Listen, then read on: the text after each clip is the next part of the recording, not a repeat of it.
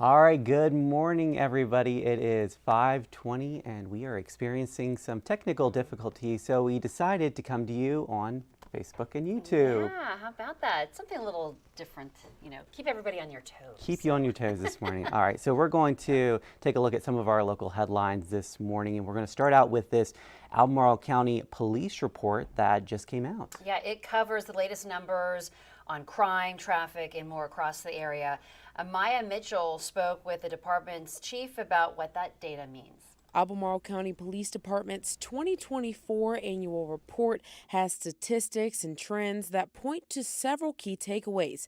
Topping the list are crime and traffic numbers. From 2023 to 2024, fatal crashes decreased by 22%, but Chief Sean Reeves wants to see that number at 0. And a lot of those are preventable. Staying off your phone, wearing your seatbelt, simple things like that.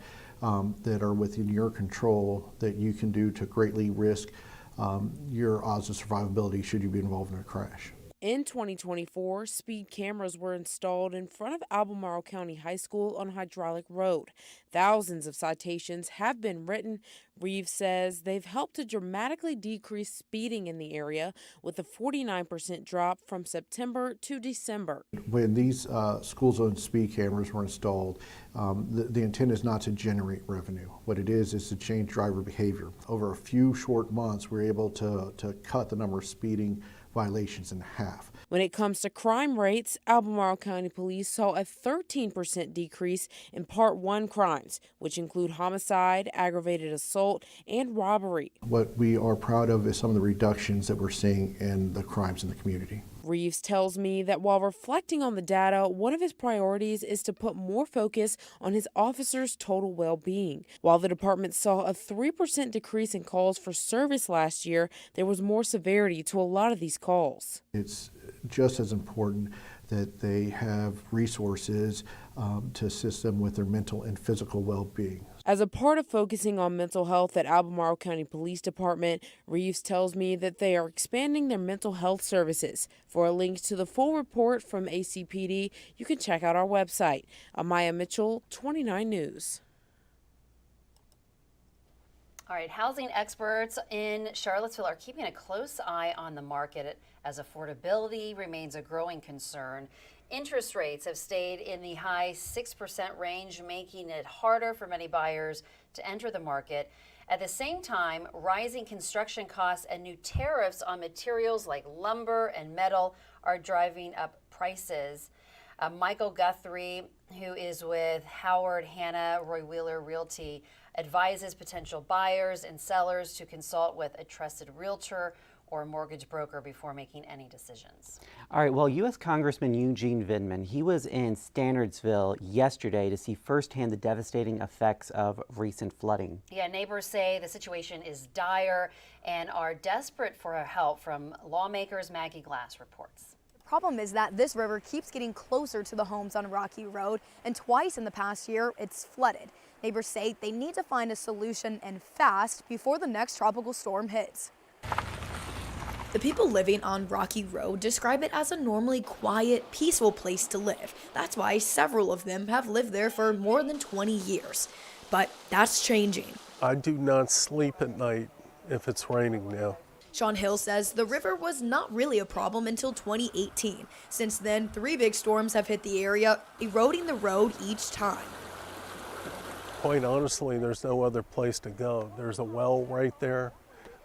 There's no other place to put the road. People living there are a part of a homeowners association, so it's up to them to find the money to fix it. Neighbor Kelly Jo Morris says that's part of the problem. The HOA does not have the funds, and we feel like we're just having all the doors slammed on us every direction we go. So the group is asking for help. On Tuesday, 7th District Representative Eugene Vindman went to see what he could do. This is not just a property issue, it's a life, health, and safety issue. The first need is to protect the remaining bank structure, then figure out a permanent solution. We've already talked to the state senator here that is willing to work with us, and I'm going to look to work with federal officials as well. Those living there say the sooner, the better. We're desperate. All of us down here, I would hate to see any of these neighbors go. The neighbors I spoke with say this is the first time they've had a representative come down and lay eyes on the problem, and after Tuesday, they're feeling hopeful. In Greene County, Maggie Glass, 29 News.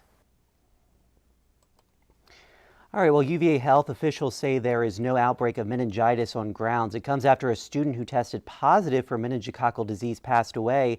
UVA has been working closely with the Blue Ridge Health District to identify close contacts, and officials say all have been found and were given preventative treatment. There will be a memorial for Nico Ramos Esteban tonight at 7 p.m.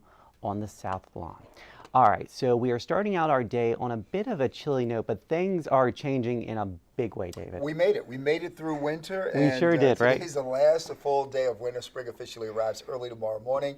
But I'll tell you, already going to feel like spring today. Yesterday, we hit 70. Today will certainly be by far the warmest day of the week, with temperatures getting up to near 80 degrees.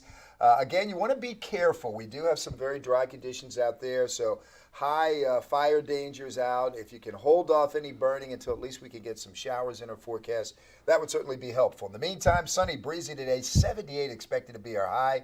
We'll see some afternoon showers developing tomorrow. We'll cool back into the upper 60s, still above our normal of 60. A more seasonal day, breezy on Friday. The weekend looks great, 67 with sunshine Saturday. Mix of clouds and sun, 60 on Sunday. Additional rain showers Monday, and sunshine should return on Tuesday. But good-looking conditions for the beginning of spring.